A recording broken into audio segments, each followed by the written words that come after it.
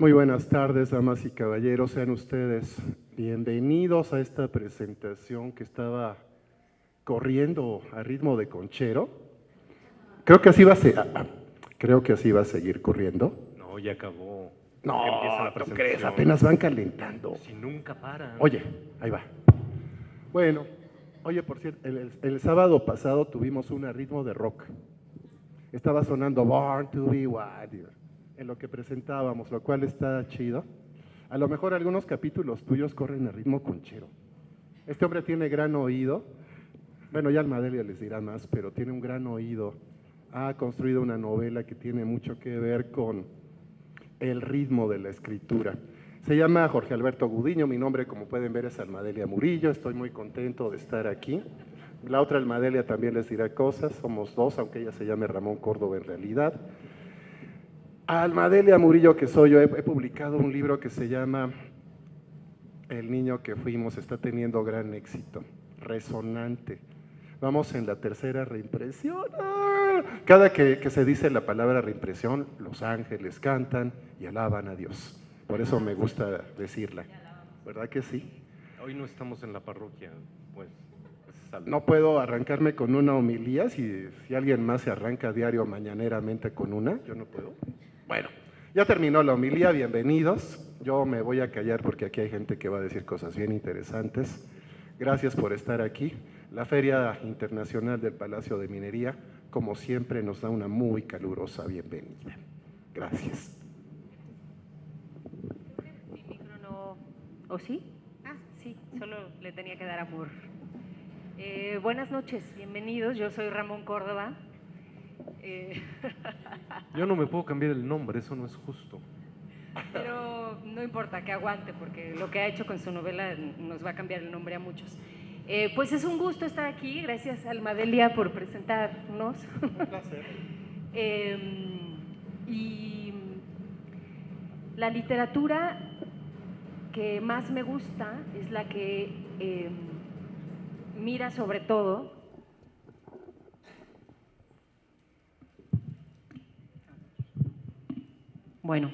la condición humana. Las tres novelas, porque son tres, de Jorge Alberto Gudiño, tienen un protagonista fantástico y odioso y cagante y maravilloso y un hijo de puta y un ser humano increíble, que es el comandante Susunaga, ex comandante ya en la tercera, y es muy impresionante lo que logró con este personaje. Es una persona, es quizá más persona que muchas de las que andan rondando por ahí. Tengo una serie de preguntas que hacer, de cosas que compartir con ustedes, pero me gustaría primero preguntarle, aunque no le guste hablar ni modo, yo sé, miren, la verdad es que a los escritores nos caga hacer esto. Por eso escribimos, para estar escondidos atrás de la pantalla. Pero luego lo que sí nos gusta es este intercambio, ¿no? Con quien tiene la inquietud de leer y conocer las historias. Así que pasamos un trago amargo, los nervios no se van nunca, ni en la novela 1, ni en la 3, ni en la nada. Alguna vez me dijo Elena Poniatowska, yo sigo sintiendo que se me va el aire en cada presentación, ¿no? Pero pues aquí estamos, porque pues este es el oficio que escogimos. Mi pregunta es, esta es una trilogía de novela negra, que hay un personaje que es la voz central, además contada en primera persona, y ocurre algo que yo le llamo desdoblamiento. De verdad, aquí hay otro hablando. ¿De dónde sacaste, cómo creaste a este personaje que primero cuenta tus dos muertos, tremenda, luego 7 son tus razones y por último, y la que vamos a presentar hoy y que no se pierdan, se pueden leer además, me parece que por separado, pues La velocidad de tu sombra? ¿De dónde nace ese tal Susunaga? ¿De qué retorcida parte de tu ser? Gracias. Gracias a todos por estar aquí. Esto siempre lo repito, ahí voy, nada más digo hola. Sí. Siempre lo repito y siempre digo cosas como que a veces me sorprendo porque hay personas que me acompañan aquí que han estado llegando de diferentes momentos de mi vida. Bueno, nada más para que sea consciente de su propia vejez, está mi profesor de psicología de la prepa, entonces ya es un exceso, ¿no? Que además no nos veíamos creo que desde entonces, ¿no? Entonces, eso ya permite que, porque llevo como 20 años dando clases, entonces, ya pues Armando, ya. No sé, no estoy seguro. En realidad creo que todo empezó con otra novela. Esto he platicado un poquito de ello con las novelas anteriores. Yo estaba escribiendo una novela que sigo sin poder escribir y de pronto se me ocurrió Susunaga, o se me ocurrió un asunto que tenía que ver con tus dos muertos, porque a mí nunca se me ocurren las novelas completas. A mí siempre se me ocurren las novelas como sospechas o como intuiciones o como algo, y yo me dije, no quiero escribir, yo no soy un escritor de novela policíaca, no soy, no es eso lo que hago, porque además mis novelas anteriores privilegian otras cosas diferentes a lo que privilegia la novela policíaca. Finalmente la novela policíaca sí está muy orientada hacia la trama, sí está muy orientada hacia las acciones, y quienes hayan leído mis novelas anteriores son novelas mucho más intimistas, mucho más cerradas, y me dije, bueno, pues voy a escribir una novela policíaca, pero me voy a poner restricciones. Así empecé yo, poniéndome restricciones, porque soy un inconsciente, ¿no? Porque uno dice, la vida no es lo suficientemente complicada, me la voy a complicar un poquito más, y entonces escribir no es lo suficientemente difícil, lo voy a hacer todavía más difícil. Y entonces dije, voy a escribir en segunda persona, básicamente porque nunca he leído una novela policíaca en segunda, y voy a escribir haciendo ciertas peculiaridades con el lenguaje.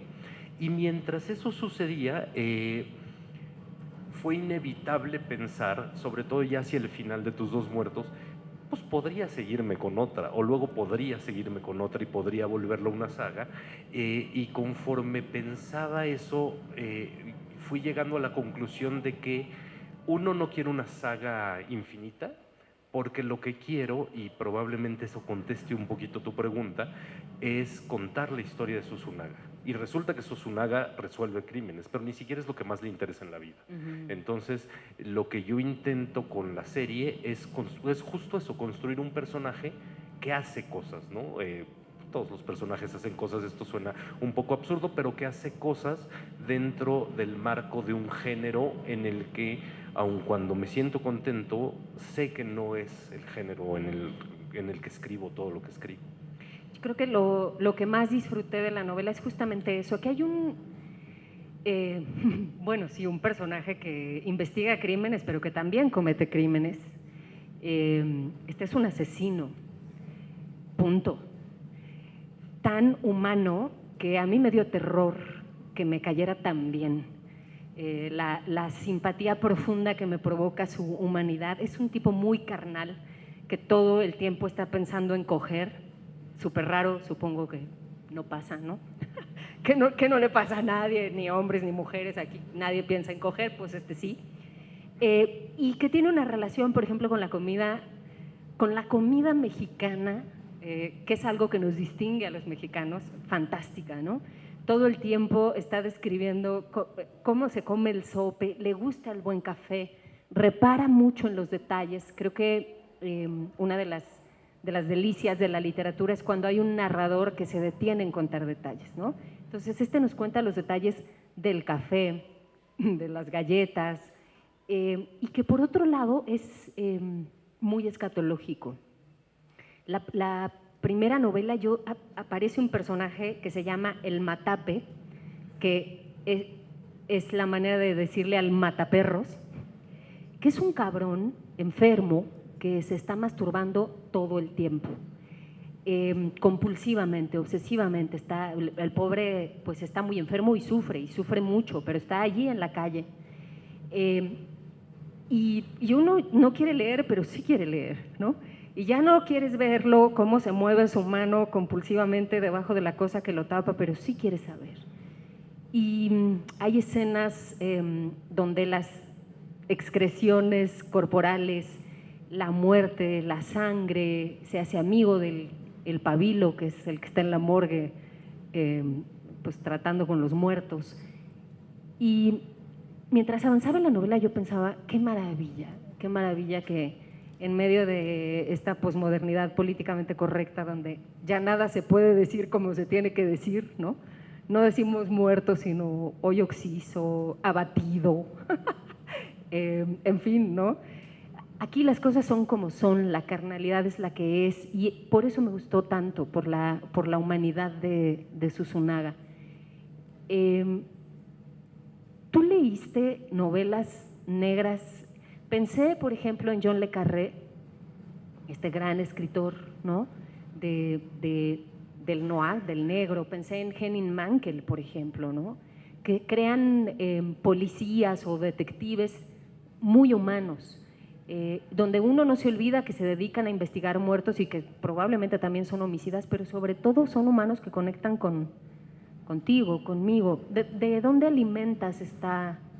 Porque pues la literatura se alimenta de la literatura, ¿no? Estoy diciendo una obviedad, pero es así. Por eso luego cuando la gente se escandaliza con los plagios, yo digo, pero si la vida es un plagio, la literatura más. ¿A quién leíste? ¿Qué leías? Bueno, leía, no sé si justo en el momento en que estaba escribiendo Tus dos muertos, pero sí he sido un lector de novela policíaca a lo largo de toda mi vida, pues probablemente desde que era adolescente. Mi madre quería comprar todos los libros de Agatha Christie, entonces los compró todos, salvo uno. Durante ese periodo, el mejor, por cierto, creo que ya lo consiguió después, no lo sé, creo que el único bueno en realidad, que es El asesinato de Roger Ackroyd, pero después seguí leyendo, no sé, hubo un periodo de mi vida en que yo leía compulsivamente, y entonces lo que llegaba lo leía, y mucho de eso que llegaba era novela policíaca, así como mucho de eso que llegaba no era novela policíaca. A veces sí me gusta intentar hacer el ejercicio de identificar de qué autor o a qué autor se parece, pero me da la impresión de que muchas de las respuestas tendrían que estar también fuera de la literatura policíaca, ¿no? Porque si bien coincido completamente contigo que la literatura se alimenta de literatura, uno, no sé, a la larga creo que no puede tener justo la certeza de Zuzunnaga tiene esto de este No, y esto de este, y también un poquito de algunos de los aquí presentes, ¿no? Porque sí, pues, por favor, sí, eso es evidente, porque finalmente me parece que uno como escritor eso va haciendo, como que va recopilando y recopilando y recopilando información, como para de pronto soltarla y espero que nadie se ofenda, ¿no? Pero a últimas fechas o probablemente en los últimos 10, 15 años sí leía a todos los nórdicos, sí leía un montón de los gringos, sí leí incluso a Camilleri y esos que eran los divertidos, y me di cuenta de que había varias características muy típicas de los detectives de novela negra, y quería también hacer o jugar un poco con esa idea de probar qué pasaría si se rompía un poquito el molde, porque podríamos hacer un extensísimo recorrido a lo largo de la novela negra y hablar de los que no cambian, de los que no evolucionan, de los que van modificándose, de los antihéroes, de los atormentados, pero en la mayoría de los investigadores que hay en la literatura negra, al menos hay un interés de justicia. Y Zuzunnaga no, a Zuzunnaga en realidad le da igual quién es el malo. A Zuzunnaga resuelve el caso, o cuando lo resuelve, porque es oportunista. No lo resuelve, es decir, lo resuelve porque le conviene, no lo resuelve porque debe triunfar la moral o la justicia es un valor máximo que él persiga. Eso no le interesa en lo más mínimo. Entonces creo que haber leído a los que leí funciona un poco como para intentar contrastar, como un poquito lo que te decía de este narrador raro y de estos asuntos que intenté con el lenguaje. También quería ver si se podía hacer algo un poquito diferente, aunque fuera, quién sabe si salió, ¿no? Pero sí estoy salió. casi seguro de que es el único detective que toma licuados de mamey. Es que, y aquí mis respetos, porque yo he pensado muchas veces, ¿cómo chingados se hace para escribir a un policía mexicano, a un detective mexicano, a un representante de la ley mexicano que fuera como los europeos o los gringos, que es decente, honrado, que le interesa que se haga justicia, que además es alto, atlético, tiene el vientre marcado? Pues eso no existe, ¿no? Y entonces es un gran reto escribir la novela negra a la mexicana y que este cabrón resulte tan creíble como me resultó, por ejemplo, el asesino, la voz del asesino solitario de Elmer Mendoza, que supongo conoces y leíste.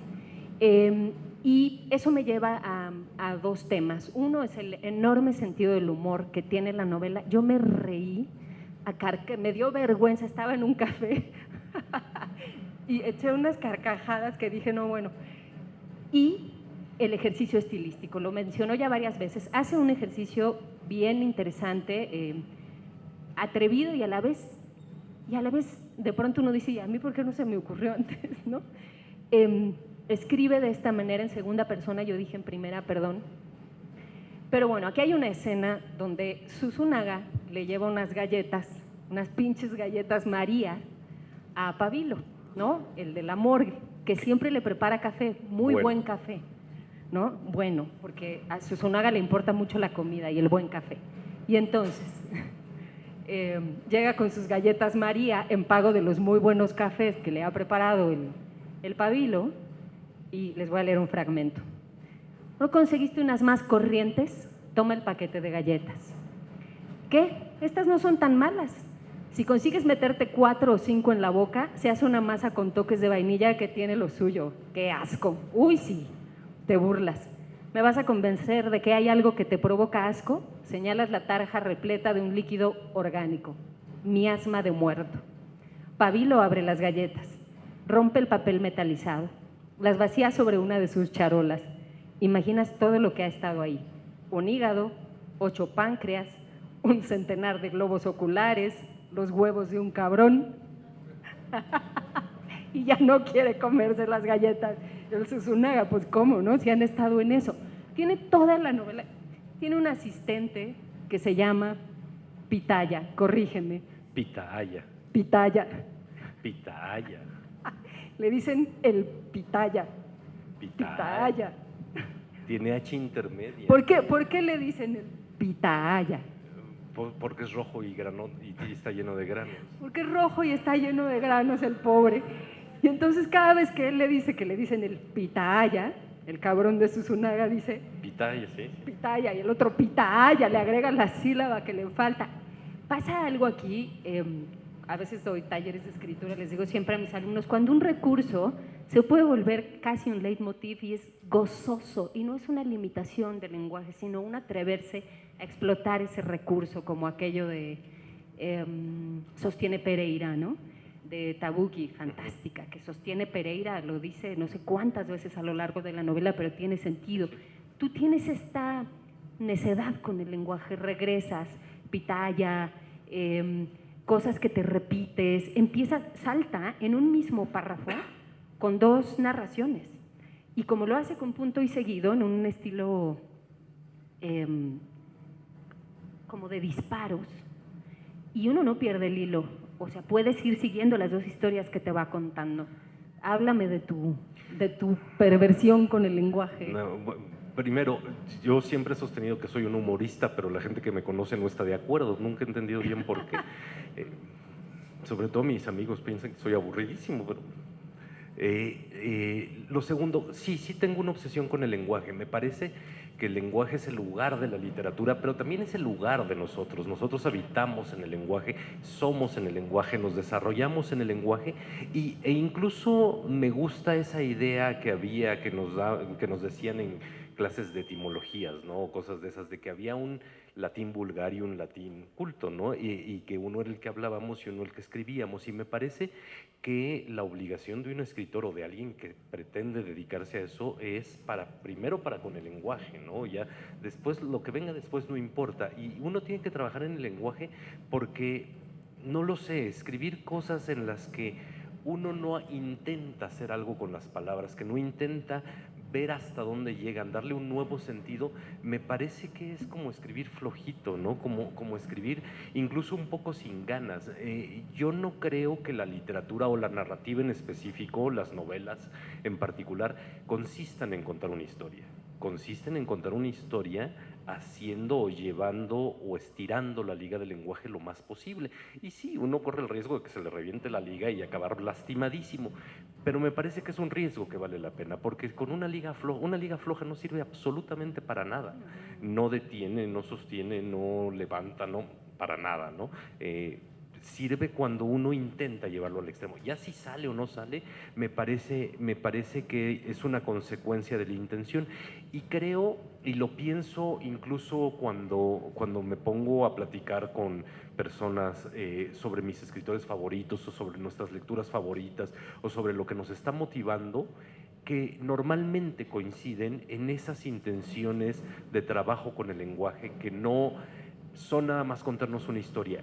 Insisto, en una época de mi vida yo leí compulsivamente y leía todo bueno, malo o regular, pero me parece que lo leía pensando, este sí, este no, este sí, este no, y después, porque uno va aprendiendo conforme lee, este sí por esto, este no por esto, a este le faltó, a este se le rompió la liga y este le faltó un poquito más, ¿no? Y sin lugar a dudas, es algo que me preocupa, que me obsesiona, que a veces me salgo yo a caminar y doy vueltas en el parque pensando en una palabra, no en la siguiente escena, no en lo que va a decir, no, en una palabra. Me la paso pensando en una palabra y de pronto llego a la palabra o de pronto ya no llego a la palabra porque entonces lo que descubro es que no era una palabra, sino que era una construcción o era otra cosa, ¿no? Pero no sé, ahí no sé ni cómo lo aprendí, no sé ni siquiera si se aprende, porque los placeres no se aprenden, pero uno se pone contentísimo cuando descubre algo nuevo en el lenguaje, o uno se pone contentísimo cuando descubre algo nuevo. Pues a mí, yo siempre he estado convencido de que el placer intelectual es uno de esos insustituibles, y entonces, pues como que vale la pena procurárselo. A veces no sale, pues, pero también hay placeres físicos que son probablemente más elementales que a veces no salen. Claro, ¿No? Y uno muy a veces, seguido no y uno a sabe. veces piensa horas en el sope que se va a comer y ese día le salió mal la salsa, pues, y entonces no sale. Pero, pero me parece que sí vale la pena porque finalmente esa procuración del placer también es en alguna medida, aunque mucho, poquito, o como sea, una procuración de la belleza o de la experiencia estética, ¿no? Yo me siento contento escribiendo así, pues. Hay una, em, se siente así como masticar el sope, se mastican las palabras de esta novela. Yo hice un ratito el ejercicio de leer en voz alta y wow, ¿no? Y si lo hubieras hecho mientras te comías un sope, hubiera sido una cosa espectacular. Si hubiera estado mordiendo un sope con cebolla, sin cebolla lo pide Susunaga, sin pero yo cebolla. con cebolla, mordiendo el sope, leyendo, algo pasa en es que se siente un gozo animal, más que una postura académica, una elevación. Hay algo ahí que logra que esto sea muy potente y muy verdadero, ¿no? Luego, siguiendo con este personaje que está metido en un lío, atentó contra el procurador, perdón por el spoiler, pero pues le regaló una botella de tequila con cristales molidos y el otro está cagando vidrios a punto de morirse. Eso fue tristísimo y es el final. Hombre, No, es es lo el menos final. que podemos Es el decir. final un poco de Siete son tus razones y es el inicio de La velocidad de tu sombra. Eso fue tristísimo porque yo escribí el final de Siete son tus razones, se la di a Ramón, se editó, etcétera, etcétera. Y luego fui a consulta al pediatra con mis hijos y el pediatra de mis hijos es gastroenterólogo y le dije, oye, ¿qué pasaría si alguien come vidrio molido? O sea, con Melox. Sí, Fue por eso no se muere. tristísimo. Sí, y justo ahí yo pensaba, a ver, este personaje, ¿no? Hace cosas tremendas, hace algo terrible con su padre, hace algo terrible con otros personajes que aparecen en la novela y luego está bien rotito de su alma y muy necesitado sobre todo de una mujer que le haga sentir que pertenece a algo.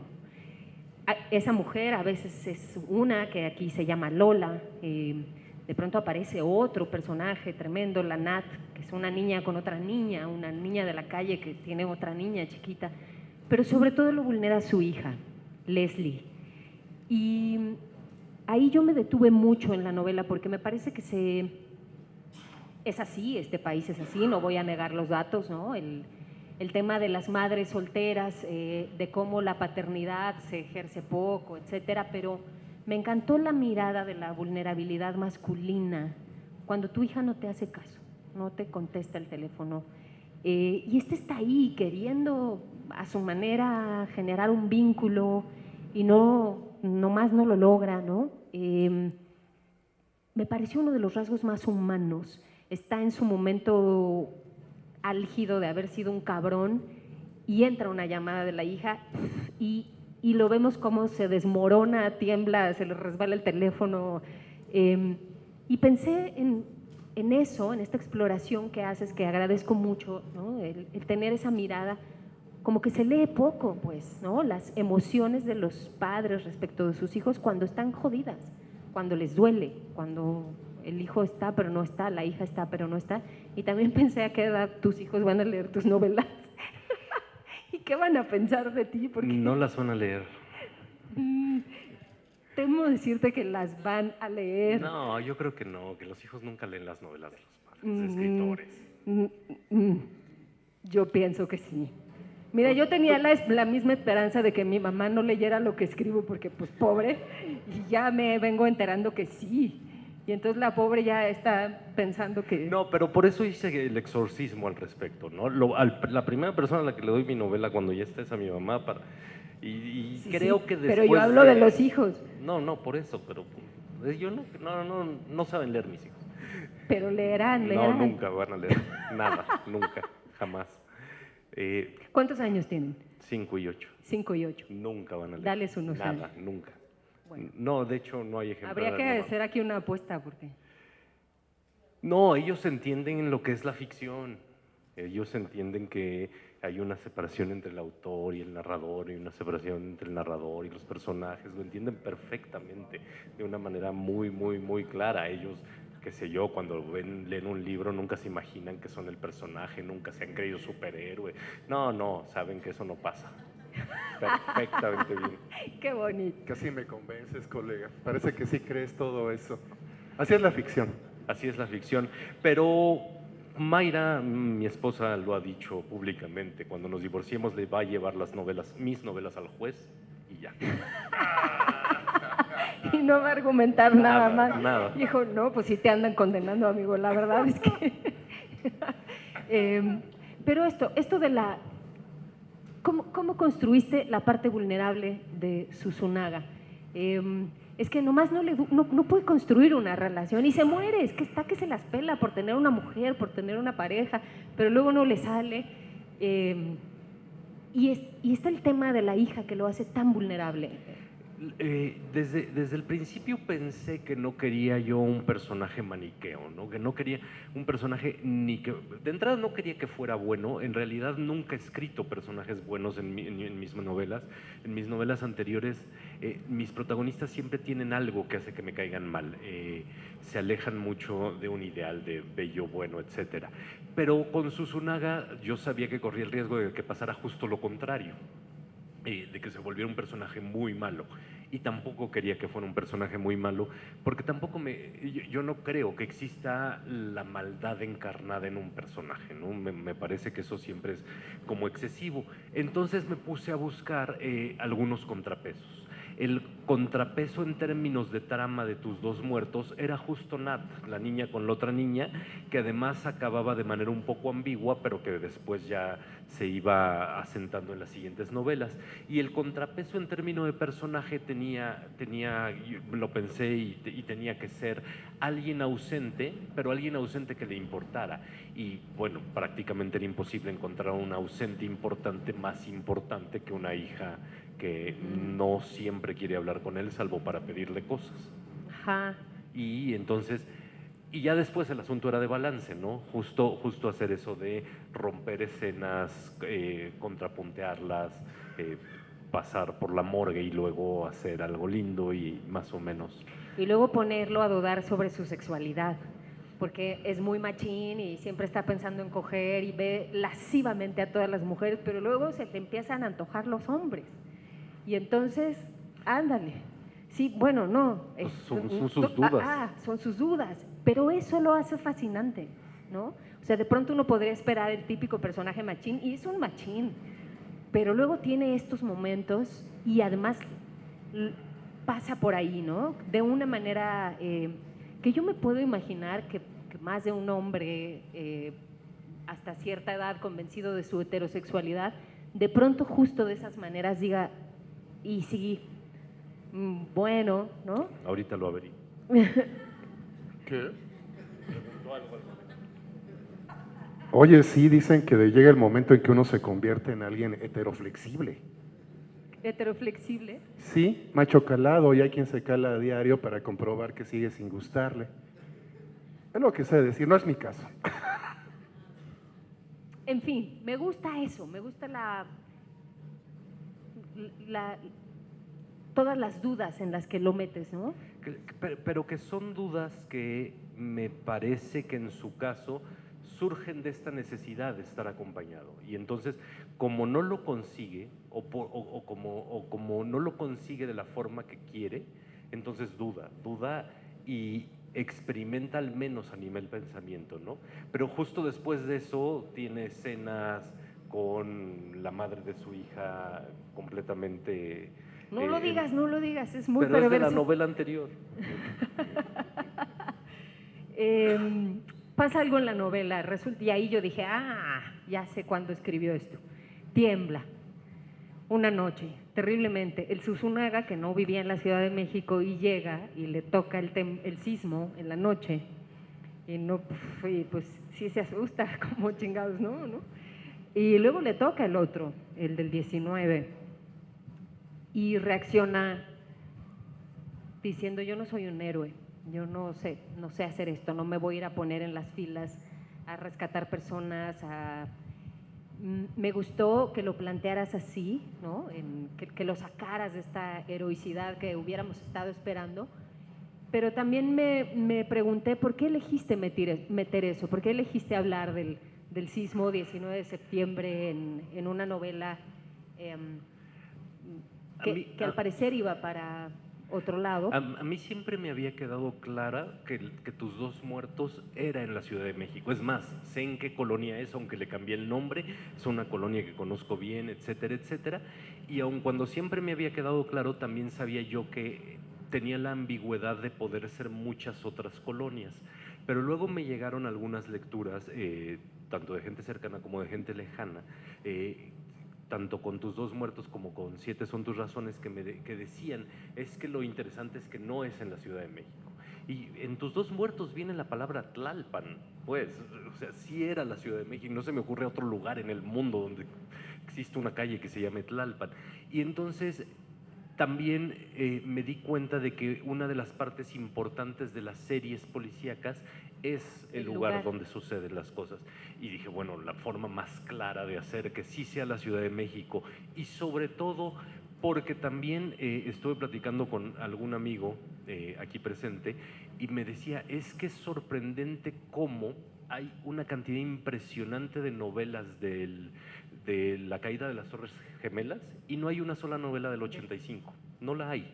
Hay novelas que dicen cosas sobre el 85, pero y en consecuencia del segundo terremoto tampoco. Yo no pretendía hacer una novela del segundo terremoto, mucho menos del 85, pero dije, bueno, ya si está en esta ciudad y si acaba de pasar, que le pase encima, ¿no? Pero que le pase encima de esta manera tangencial que consiste en eso. Y que no es ni siquiera una crítica a esta solidaridad que hubo, ¿no? Sino que me parece que era la actitud que tenía que tener Susunaga. Claro, Susunaga en verdad no es un héroe. hay una consistencia del personaje, ¿no? No, el sismo no lo convierte en una buena Sí, y heroica no persona. lo vi. Sigue siendo el tipo roto que es, ¿no? A veces con impulsos vitales de querer hacer algunas cosas para ayudar a otros, y otras veces siendo un hijo de la chingada, y otras bastante desconectado de sus propias emociones, ¿no? De sus propios vínculos. Sí, está en la Ciudad de México, para allá iba. En esta tercera novela hay asesinatos, digamos, hay un asesino en serie, lo digo, bueno, Sí, es un asesino en serie. que ocurre en el lugar más insospechado, que el propio Susunaga se pregunta, pues, ¿cómo le haces para matar ahí y salir corriendo? Ahí mismo, sí. Cuéntanos cómo concebiste eso. Es que tiene que ver con mi consumo de ficción policíaca, ¿no? En algún momento también me di cuenta de que había un par de carreras que construían o unos u otros, o volver o encontrar al criminal más sádico posible. Hay quien se ha esforzado muchísimo y ha hecho cosas atroces así súper violentas, o encontrar el lugar más improbable o como el mecanismo más improbable. Y como yo ya no podía escribir un misterio del cuarto cerrado, porque el misterio del cuarto cerrado ya está muy escrito, tenía que encontrar o me puse a pensar en mi misterio del cuarto cerrado, que es en el lugar más abierto posible, pero del cual no hay manera de huir, no hay manera de hacerlo o ejecutarlo con facilidad, ¿no? Entonces, eso quería hacer al mismo tiempo que coqueteaba con la idea de enfrentar a Susunaga, a alguien que no tuviera motivaciones tan claras como los anteriores, porque me parece que en alguna medida también la ficción policíaca ha conseguido, sobre todo a últimas fechas y sobre todo la televisiva, se ha propuesto mucho justificar al criminal, ¿no? Es malo porque en la infancia le pegaban, lo engañaban, tal, o es malo porque persigue un fin mayor. Y tampoco me encantaba esa idea, ¿no? En realidad me parecía que la idea, por ejemplo, del asesino serial, y los asesinos seriales son personas en verdad que no me puedo acercar a ellas, son de una complejidad que me da muchísimo trabajo. Podía existir sin una justificación de maltrato, de abuso infantil, de todo eso, sino que existiera casi por una voluntad de serlo, ¿no? Y justo así es como se me ocurrió ahora el malo de acá. Pero que además aquí… El malo dice como si Susunaga fuera muy bueno. Tiene lo suyo. El caso se resuelve antes en términos de trama que en las otras dos novelas, ¿no? Porque aquí en La velocidad de tu sombra la novela continúa un poco más, por esto de que me interesa contar la vida de Susunaga. Ok. Bueno, esta novela termina, tiene un final, pero como yo siempre digo, como me ocurre con las películas que me gustan, con las novelas, las historias que me gustan, tienen un final, pero no tienen una respuesta. Me gusta que no tenga una respuesta, pero me hace preguntarme si vas a ir a por la cuarta entrega del ex comandante Susunaga o qué chingados. Y mira, tu editor se ríe. Yo tengo varios problemas con Susunaga. Que hable de esa risa. Yo tengo muchos problemas con Susunaga. El primero es que cada nueva novela, yo pensé que sería al revés, pero cada nueva novela de Susunaga me da más trabajo y es más gruesa. Pensé que sería al revés porque como que uno le agarra el tono y le toma… Y no, porque para construir la tercera tenía que considerar los elementos de la primera y de la segunda. Entonces para la cuarta tengo que considerar un montón de cosas. Lo platiqué con Elmer Mendoza alguna vez y me dijo, sí, pues uno de pronto tiene 60 personajes, entonces decide desaparecer a 40 de golpe porque ya no puede manejar a tantos personajes, ¿no? Y encima cometí o el error o no error de en La velocidad de tu sombra incluir personajes de tus dos muertos que no habían salido en Siete son tus razones. Entonces entro en conflictos durísimos, ¿no? Y mientras escribo la saga, escribo otras novelas. ¿Qué hora escribes? No, en las mañanas. Que tienes 2 hijos. Pero van a la escuela. Das clases. Sí, pero van a la escuela. Y estas son de años consecutivos, ¿no? La 2 y la 3. O sea, 18, 17. No, tus dos muertos es… 17, perdón, es que este es la 2. 16, luego 18 y 19, ¿no? 16, 18 y 19. Ajá. Y además estás escribiendo otra novela, sí, y además tienes 2 hijos y además no sé cuándo voy a publicar la otra novela. Ahí te hablan, Almadelia. Me ganaste la pregunta que siempre le hago. En cada presentación le preguntaba, a ver, Jorge Alberto, colega, ¿cuándo va a terminar la saga? Y siempre me responde distinto. Pues es que siempre, yo nunca idea. he tenido muchas certezas. Yo sé que no quiero que sea una saga indefinida, lo sé. Eso lo dije hace 3 o 4 semanas en Tepic. Se voltearon Taibo y Elmer y me dijeron, estás loco, aunque lo mates va a acabar resucitando. Eso nos pasó a los dos, ¿no? Entonces, pues no quiero que sea una saga indefinida. Ahora, estoy escribiendo otras novelas. De pronto, si me presionan mucho, pues quizá escriba la 4, pues. Sí sé cómo empieza la 4. Wow. Pero no sé cómo acaba. No sabes cómo acaba. No, nunca sé cómo acaban. Nunca sé cómo acaban. Claro. Hasta que llego, ¿no? Porque… Yo también opino que tienes que matarlo. Oye, pero antes de que lo mates, dale chance de que coja ya. Ah, sí, pobre Por Susunaga. favor. Es que lleva sin coger mucho tiempo. No, son 3 libros, pero es un mes. Pobre, por eso come tanto, yo pienso. Es mi teoría. Por eso está siempre así lujurioso sobre los sopes, el pozole, el caldo, el pan dulce. Los licuados de mamey. Su vida está en peligro, pero si delante tiene una concha de chocolate, pues algo se erotiza. ¿Cuándo va a coger ya? Por favor, no le hagas eso más. Si hay en la próxima. Ah, bueno, Sí hay. veremos. Nos quedan 5 minutos. Ok. Yo quería preguntarle al editor aquí Eso. presente. Yo encontré Ratas, Ramón. No. No,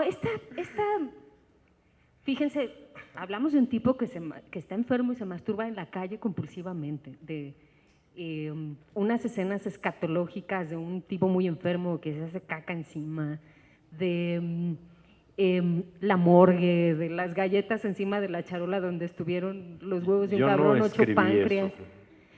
Él escribió todo eso, sí. Y de todas formas, lo siguiente es una carcajada o una mirada por una herida que yo pensaba en esta belleza a lo Dostoyevsky, ¿no?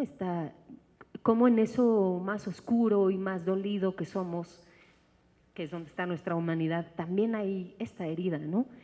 Y yo me pregunto cómo lo logró en las tres, si tú cachaste eso, detectaste, fue una sugerencia de darle este brillo, ¿no? Estos contrastes que hace todo el tiempo. Por fin ya van a hablar ustedes. ¿O qué? No, llegó completito Susunaga y se ha ido. Él ya venía más para allá. Se ha ido que para acá. refinando, sí. En parte creo que también es una tradición de la novela negra. El tipo que vamos a conocer como protagonista, el que va a investigar y quizás hasta resolver un crimen, nos es presentado de cuerpo entero como persona y tiene sus debilidades, es vulnerable, se lo madrean. No es James Bond, ¿no? James Bond ni se despeinaba en sus primeras películas y se ligaba a todas y todas estaban bien buenas y sí cogían, ¿no? Muy importante. Pero no, Susunaga llegó así. Por cierto, algo sorprendente de Susunaga es su amor por las palabras. ¿A poco no es fascinante que un libro te haga ir al diccionario o ya de perdiz a la wiki? Porque ignoras el sentido de la palabra que acabas de leer. Que eso lo diga Susunaga. un editor ya. Yo ya estoy hecho ahí. Susunaga y bueno, pues aquí mi colega, somos colegas porque la misma persona el mismo día nos llamó analfabetas a los dos. Oh, qué bonito. Es una gran historia. Bueno, pues me dio una palabra que es además maravillosa. El olor que despide la tierra, que está seca, cuando caen las primeras gotas de lluvia. Es maravilloso. Evóquenlo. Así. Bueno, se llama petricor. Pinche Susunaga. ¿Cómo sabe pendejadas? Bueno, porque no es pendejo, ¿eh? Eso Pues, sí.